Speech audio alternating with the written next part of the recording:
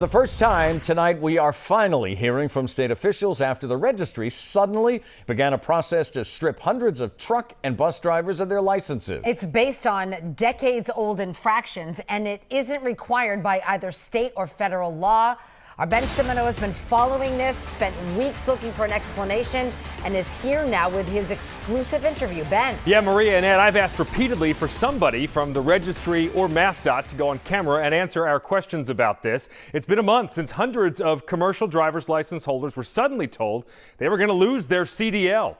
So today, I finally was able to track down the Secretary of Transportation, and she put the blame on the state's lawyers.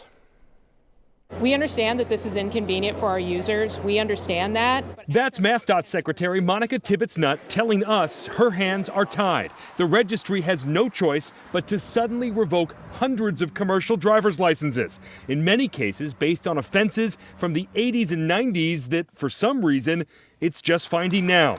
We caught up with the secretary after an event today on rail safety. Do you agree with what the registry is doing right now when it comes to these CDL holders dredging up 30, 40-year-old infractions and then taking away people's livelihoods?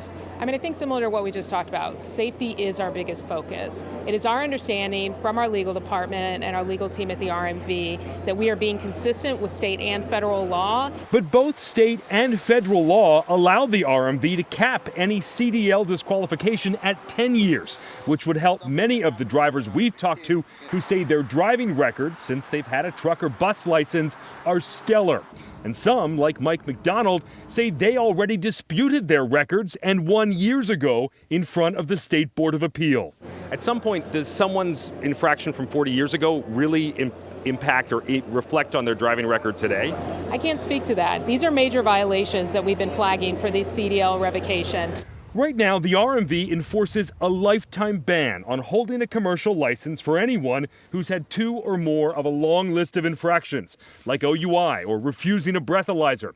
But state law says the registrar can reduce that period to not less than 10 years, which aligns with federal regulations saying a state may reinstate any driver after 10 years. Secretary Tibbits-Nutt says RMV lawyers have told her otherwise. Do you think 10 years, a disqualification period of 10 years is enough, or should it be lifetime? I can only base it on what our state and federal law is, and we want to make Federal law is 10 years. And we're going to make sure that we're consistent with that and state law as well. It is not required by the state law. I can only tell you what our legal department has advised. So several state lawmakers say they are considering changing state law to force the registry to allow a driver to get their commercial license back after 10 years of clean driving. But it is not clear if lawmakers will act on that this fall, since they are not in formal session.